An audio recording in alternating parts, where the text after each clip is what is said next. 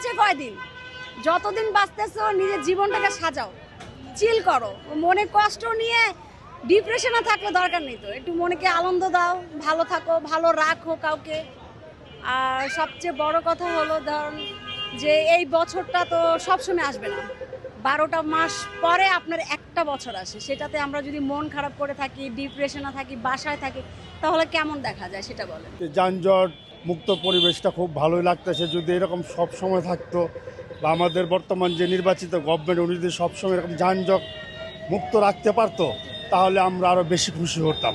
72 ঘন্টা moisture lock সমৃদ্ধ lily body wash, শিয়া বাটারের goodness skin repair করে রাখে সফট ও গ্লোয়িং। দৈনন্দিন জীবনে আমরা ইউনিভার্সিটিতে যাই, স্কুল কলেজে যাই, তো তখন অনেক জ্যামের মধ্যে পড়তে হয়।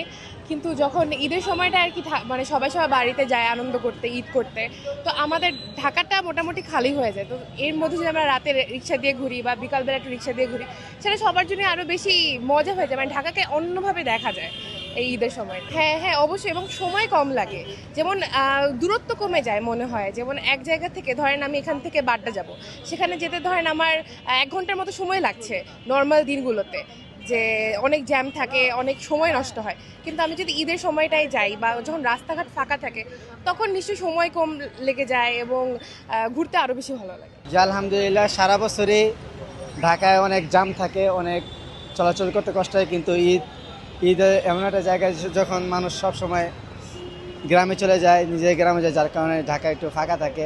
কোন দেশের রাজধানীতে সব থেকে বেশি মানুষ থাকে? ওই জায়গায় বাংলাদেশে হয়েছে 2 নম্বরে, 1 নম্বর হয়েছে চীন, 2 নম্বর হয়েছে বাংলাদেশ। অথচ এমন এমন দেশ আছে যেই দেশ বাংলাদেশ থেকেও তাদের রাজধানী বড়।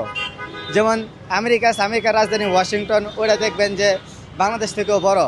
এরপর দেখবেন চায়নাতে যে রাজধানী আছে বেইজিং, এরপরে দিল্লি আছে, এসব রাজধানী আপনার বাংলাদেশ থেকেও বড়। তারপরেও ওদের রাজধানীতে এত মানুষ থাকে না, আমাদের বাংলাদেশে যত মানুষ থাকে। আমার চলাচলের ক্ষেত্রে আজকের দিনটা, বিশেষ করে আজকের দিনটা ভালো লাগতেছে।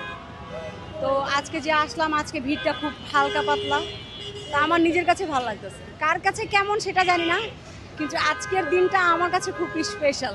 হ্যাঁ না, এখানে আমার বোন থাকে, আমি আমার বোনের বাসায় বেড়াতে আসছিলাম কালকেও রাস্তাঘাট অনেক ফাঁকা ছিল। তো আমি তো রাতে ডিউটি শেষ করার পরে ছুটি পেলাম, কালকে কাজ করতে হয়েছে আমাকে। তো কালকে কাজটা শেষ করে আজকে আসলাম, আজকে ঘুরলাম টুরলাম, এই আর কি, এমনি ভালো। সড়ক পথে যে যাতায়াত বা আমাদের দেশের মানুষ তারা গ্রামের বাড়িতে যাতায়াত করতেছে, সড়ক দুর্ঘটনা এবার একটু রোধ হয়েছে। এর জন্য আমরা মাননীয় স্বরাষ্ট্রমন্ত্রী এবং মাননীয় প্রধানমন্ত্রীকে সাধারণ নাগরিক হিসেবে ধন্যবাদ জানাই। ঈদের ছুটিতে আলহামদুলিল্লাহ অনেক ভালো লাগছে।